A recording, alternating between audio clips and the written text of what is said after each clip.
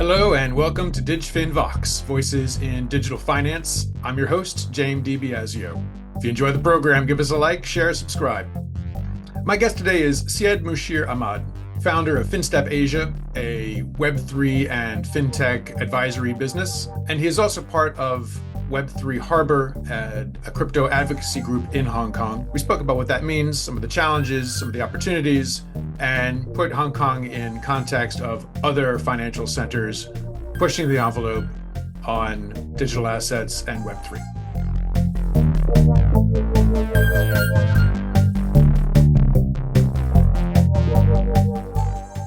Musheer Ahmed from FinStep Asia, welcome to DigFin Vox.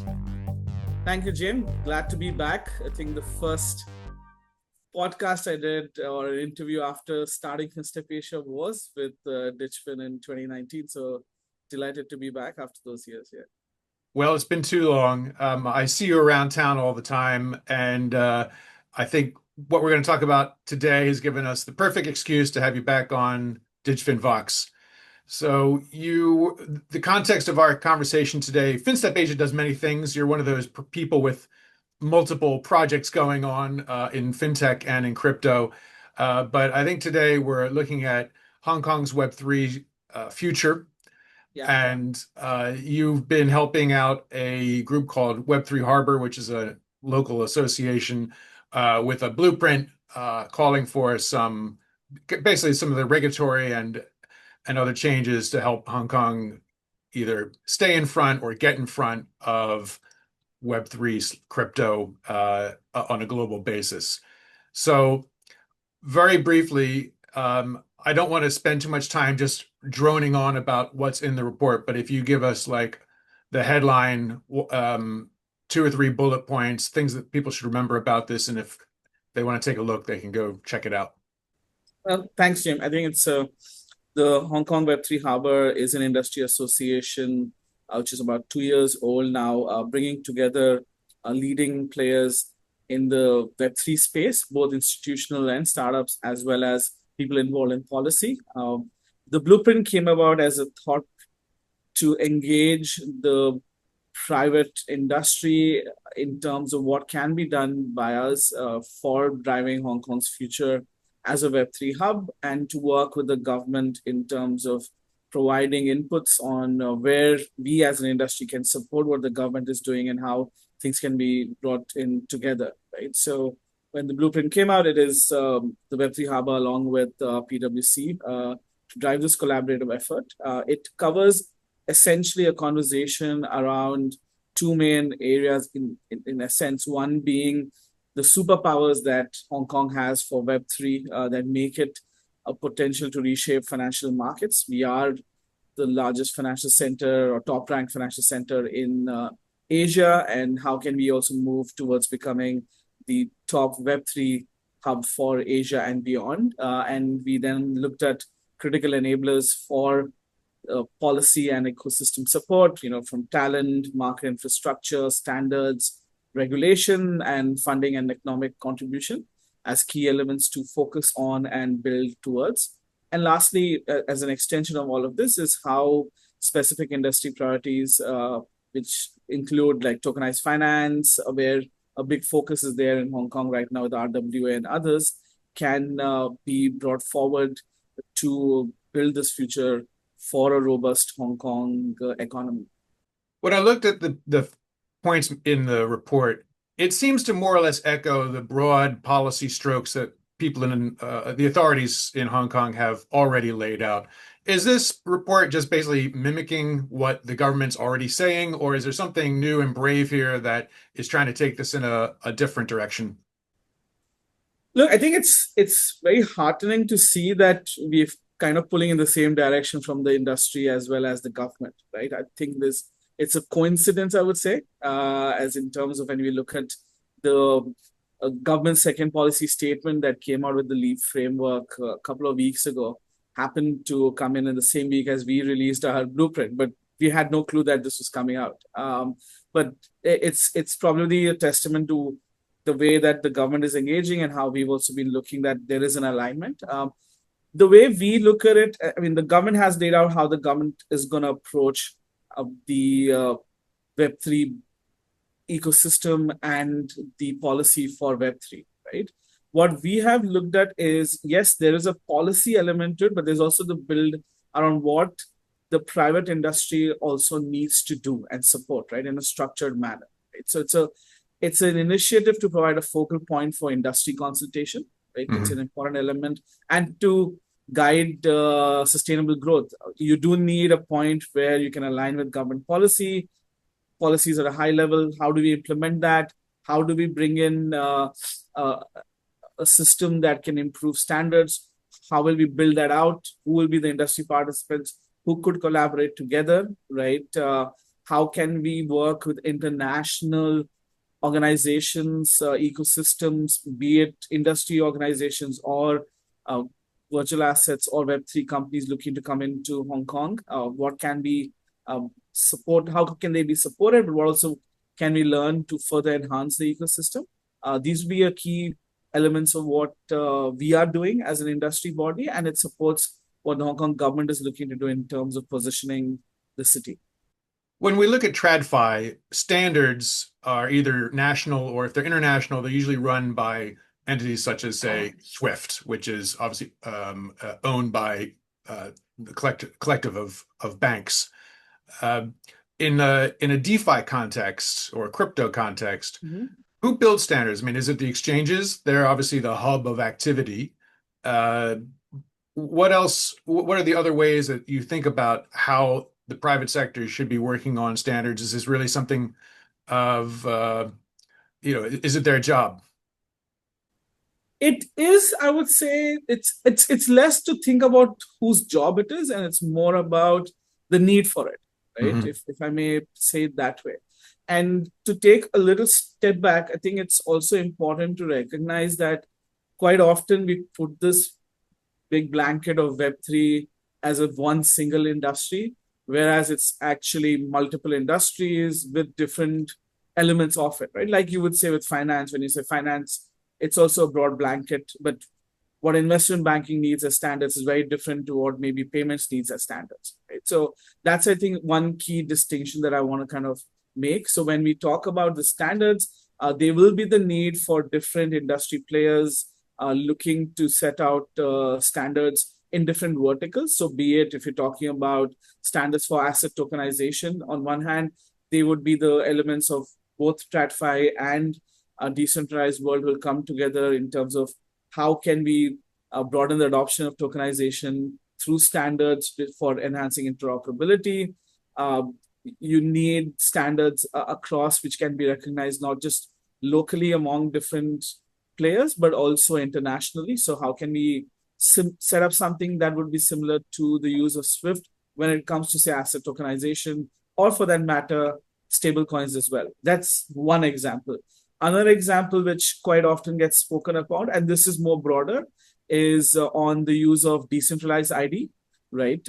As we see the more use of blockchain for identity solutions and the increased need for enhanced privacy when it comes to ID and protection of private information, a decentralized ID solution could be something that is very useful. Now, how do you build the standards for that such that it is recognized and can be used from a regulatory perspective? It can have the systems that are capable of just exposing a part of the ID that may be needed. For example, a verification may just need to validate your date of birth. That's it, right? None of the other information. So how can you work through that? That's on one example there. So I think these are two examples I've taken in terms of things that we are seeing happen in Hong Kong as one of the key, couple of the key areas.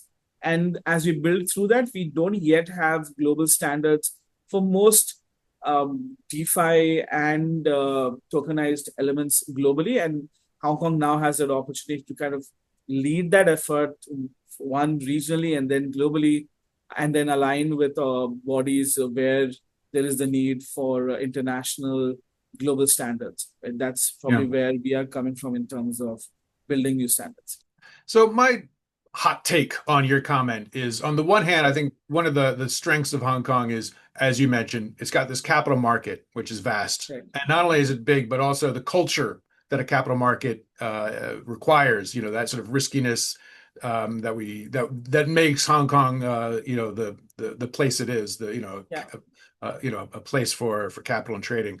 Uh, and also, I think there is a general pro-innovation stance among the regulators. I mean, we've seen over the past several years, regulators be very really taking a driver's seat in terms of pushing innovation in some ways on licensed financial institutions. The Right. the downside to me seems, when we're talking about international standards, is that Hong Kong's become a little bit isolated. Just over the years, it's become much more focused on, in terms of its business opportunities, on being the gateway to China or a partner to mainland China, whereas Singapore is more embedded in Southeast Asia as sort of an informal hub. Dubai is sort of taking on a capital role across not just the Middle East, but also really a vast stretch of geographies. So in Hong Kong, because we have this, I'd say we've just had this focus on being a part of the China story. Is there enough people here with the connections, the thought, the attitude that can create international standards from here? I think you put it right at the start about Hong Kong's status as a capital markets hub, right? We are this year, just to speak about the depth of the city's capital markets, the largest IPO listing venue as a standalone exchange globally, right? And number two as a city after New York, Nasdaq plus NYSE. And this has been the case more or less for the last 10, 15 years. So you have a lot of depth when it comes to capital markets, fundraising, but also a lot of talent. I often say Hong Kong is, framing and structuring is in the DNA of Hong Kong from 150 years plus, when the city became a conduit for trade between the erstwhile British Empire and mainland China. And then as we grew into different things, people know how to structure, right? How do you enable legally different ways of doing business, and for capital markets to flow between mainland and the rest of the world was a Mhm. key factor. Yes, our positioning has changed in the recent past, where we do look at be enabling a lot of mainland Chinese businesses to maybe go overseas. That's number one. We were also the conduit for firms to go into mainland, but that has eased up in terms of direct engagement with mainland. But then the talent, a significant amount of which has stayed, knows and understands international world. The reason for Hong Kong to be largely designated as the launch pad for mainland Chinese companies going overseas is because of the know-how and the connections that the local ecosystem in Hong Kong has with international players, right? And other international ecosystems. So people understand that. Yes, some headquarters of certain financial services industry have moved to other places in Asia or disbanded into a newer model, but we still have a lot of senior people, a lot of companies who still have their APAC or North Asia headquarters here. So from that perspective, we have enough and more, if not a very strong base. And this is increasing in terms of the influence you see of Asia broadly on the global stage, right? As we call it, the Asian century. So setting standards, I would say Hong Kong is probably one of the few places that's well placed to lead that change, because on one hand, it has been, dare I say, an advanced or developed economy for the last 2 decades, right? With a per capita of over 40, 50,000 US. Right now, it's over 50,000 US for a while, and being an international center and the leading international center for finance in Asia for the last 2 decades. That's one element, right? So we have built that to be global standards for a long time. Now we have also been engaging with mainland China, also for that matter, Southeast Asia and other parts of Asia, which are the emerging economies, if you can call mainland anymore an emerging economy, but in a sense, understanding what they have been building and how to align global standards with their different standards, right? Because there are certain elements that are required in an emerging market, which may be different to a developing market or developed market. So I'm let me trying. ask you this, Yeah, Musheer. You've yeah, also spent time in Dubai helping draft regulations at VARA, the Virtual Assets. Uh, regulatory authority. Yeah, thank you, yeah, thank you. Um, and they already basically have put out from kind of from a crypto native perspective, rather than trying to adjust existing financial standards. They've correct. created sort of a from scratch, Yeah, there's quite a bit of clarity in terms of what they allow. Plus, they've got some of the goodies like, no taxes and it's very easy to get visas and so on. So have they actually already set those standards and Hong Kong is just basically trying to catch up, or do you think there's something more that we can be doing here that would then leapfrog what's already been built over there? great question. And look, my experience as being part of the founding team of VARA gave me a lot of insights into what the UAE is looking to do overall, but also what the Dubai government is doing and what the core attraction of the city is. Dubai is a great city. There's been a lot of people who have moved to Dubai or set up offices in Dubai in the recent couple of years, largely because VARA was the world's first and probably still is the only crypto focused regulator, right? But it's also at an emirate level. With the speed at which the general functioning takes place in Dubai, they were able to act upon it. But it took a year or thereabouts for the regulations to come out from the time the entity was established, largely speaking, right? About 6 months, 7 months of long work. And then the licensing has happened.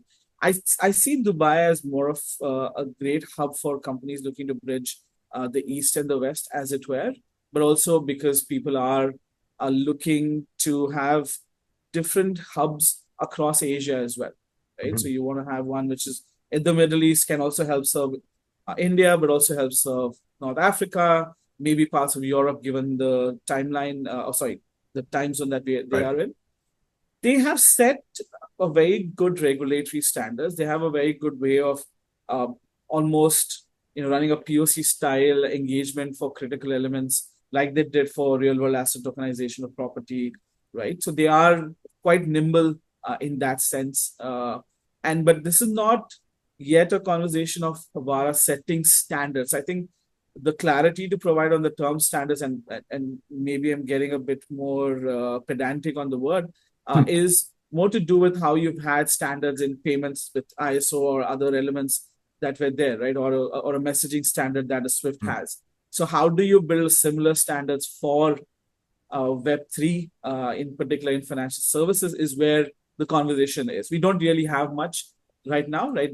Probably the biggest standard that everybody kind of talks about is the travel rule, which is, of course, a mimicking of what Swift does as a messaging, but that's where it comes from versus a standard for how to run, how to, sorry, how to have regulations, etc.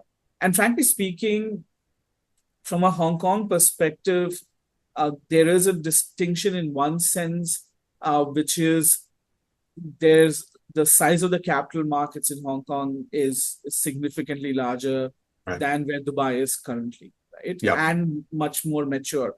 What that allows you for is to enable a lot of the tokenization of financial world that's taking place, especially this year. And that experience of understanding what the needs are from the TradFi world in that sense and building further is going to be our major strength to lead from. With tokenization, what are some of the areas where the industry, which has been doing a lot here, when you talk about coming together to build standards from a private sector point of view, what are one or two examples of what that might look like? So from a asset tokenization perspective, Correct.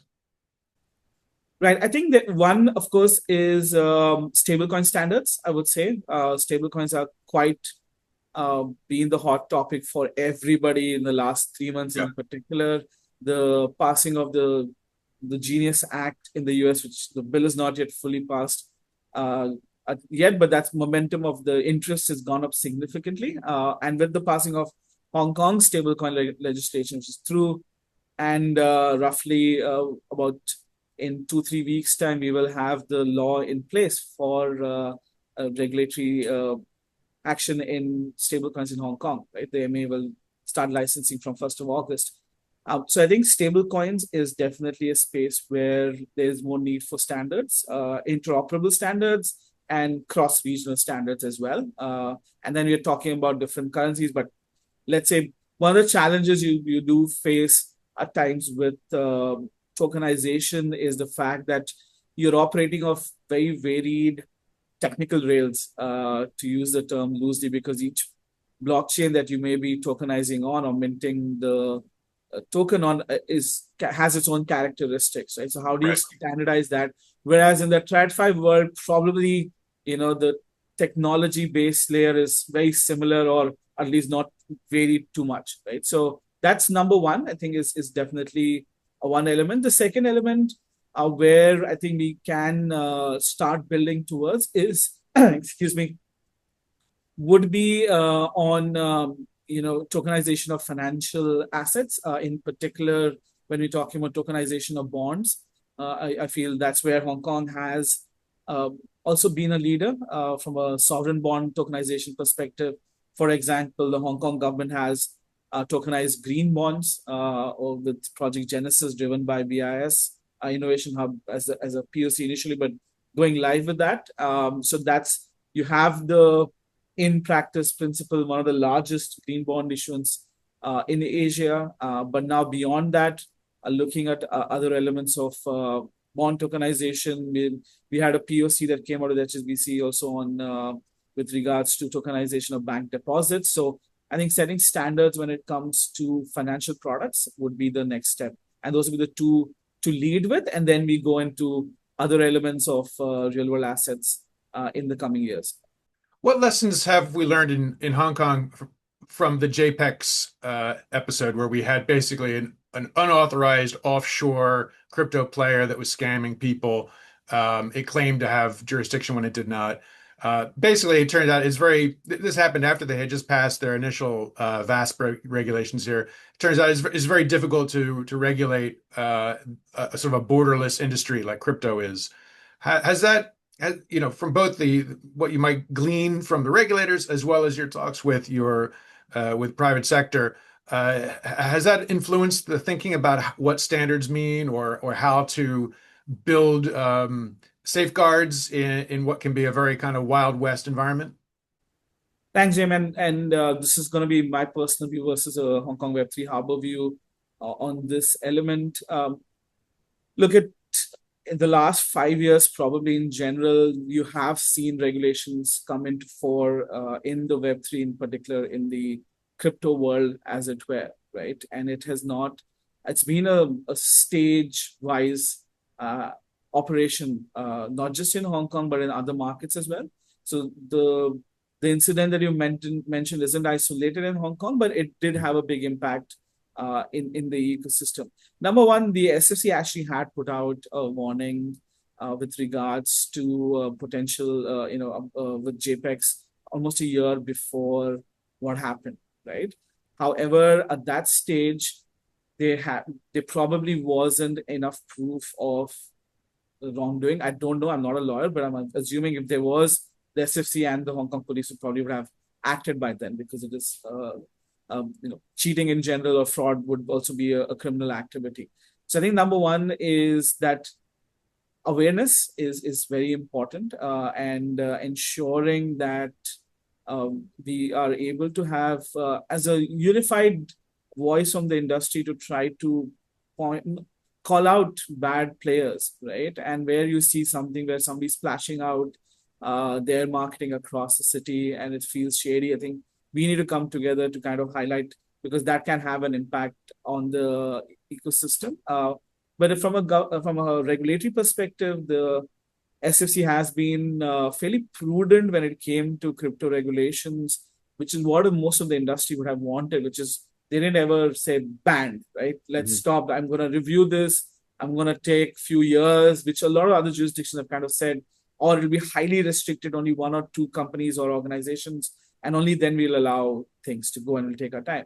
In fact, even as you would recollect during the ICO boom, where there were also significant amount of elements, they came out with the whole education campaign around what ICOs are, what the legality around that is. They worked with exchanges to delist STOs, security token offerings, as STs, security tokens at that stage.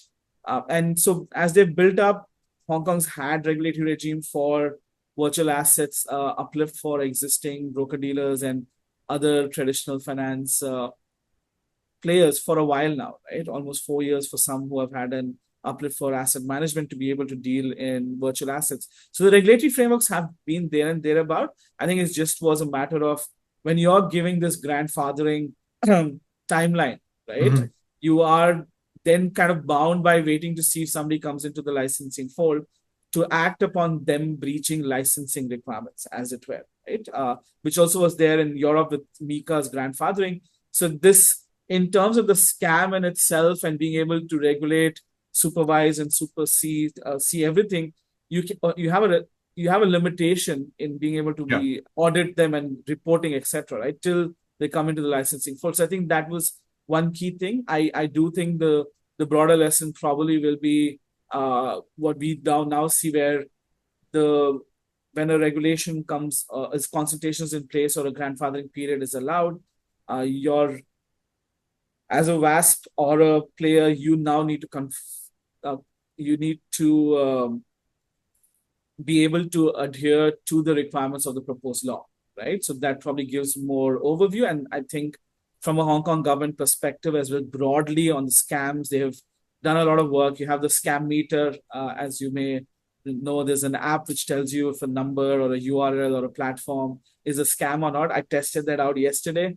I got an SMS from SF Delivery saying, I have a package. I wasn't home and I was. So I took the number. Yeah. Pasted it. DigFin's not on there, is it? I haven't tried yet. Let me try afterwards. I hope not. But long story short, you do have these initiatives that they're driving to bring in more awareness.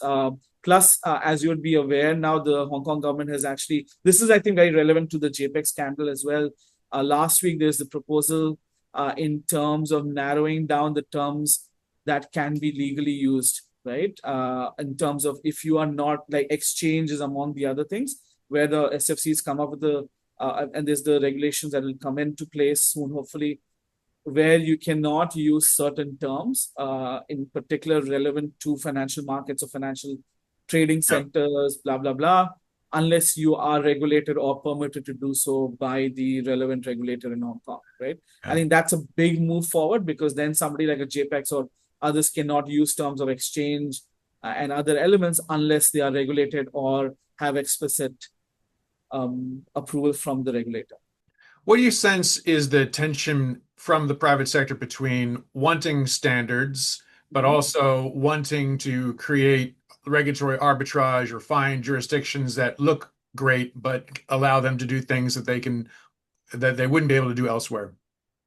I think that world isn't a world that probably is something that we would want to see everywhere, right? Regulatory arbitrages work only in terms of when an industry is maturing, right?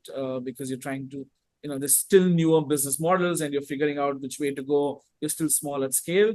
And you've seen that in TradFi as well, where the regulators have been more tolerant when a new model like, say, digital lending or peer-to-peer lending come about. They allow that to kind of grow before they come in with specific regulations. I think for an ecosystem, you want to have responsible players. You want to have regulations because that provides clarity. It provides consumer protection, which is a very, very important element. And Hong Kong needs to lead that way versus finding spots where there can be regulatory arbitrage. I think that's Yeah. not, there can be regulatory competition in terms of how enabling you are for certain elements and, the clarity and the depth at which certain activities are allowed versus somewhere where there's no regulations and then you go in and it's only going to harm players. And I think the number of places where somebody can go without being regulated for virtual assets is reducing significantly.